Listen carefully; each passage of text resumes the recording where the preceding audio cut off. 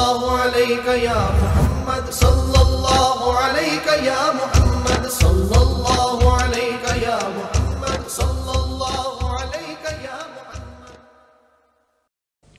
غوث پاک کی ایک وقت میں 9 آدمی نے دعوت پکائی، سنا ہوگا۔ جبریل علیہ السلام کی کبھی نہیں سنا ہے کہ 2 جبرائیل بن گئے یا 2 میکائیل بن گئے، کبھی نہیں سنا۔ کسی جن کا بھی نہیں سنا ہے کہ وہ 2 بن گئے یا 4 بن گئے، لیکن غوث پاک کی تو ایک وقت میں 9 آدمی نے دعوت پکائی، 9 کے گھر جا کے کھانا کھایا۔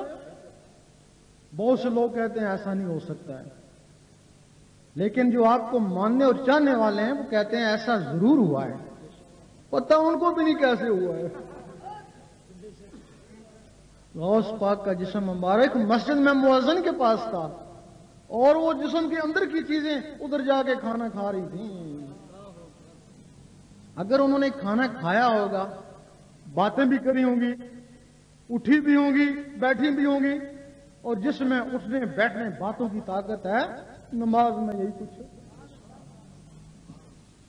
ہو سکتا ہے۔ ان کی نماز خانہ کعبہ میں ہوتی ہو، اور وہ جو کہتے ہیں کہ درویش کی نماز عرش مولا میں ہوتی ہے، کہتے ہیں نا، کیسے ہوتی ہے؟ جسم عرش مولا میں نہیں جاتا، وہ جسم کے اندر کی چیزیں عرش مولا میں جاتی ہیں۔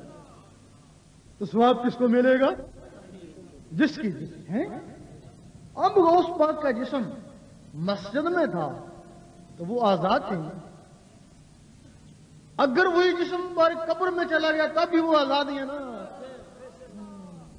اور آج تک وہ لوگوں کو فیض پہنچا رہی ہیں نا، لوگوں کو ملتی ہیں، لوگوں کو فیض پہنچاتی ہیں، لوگوں کو ولی بناتی ہیں۔ تو فیض ثواب کس کو؟ جناب غوث پاک۔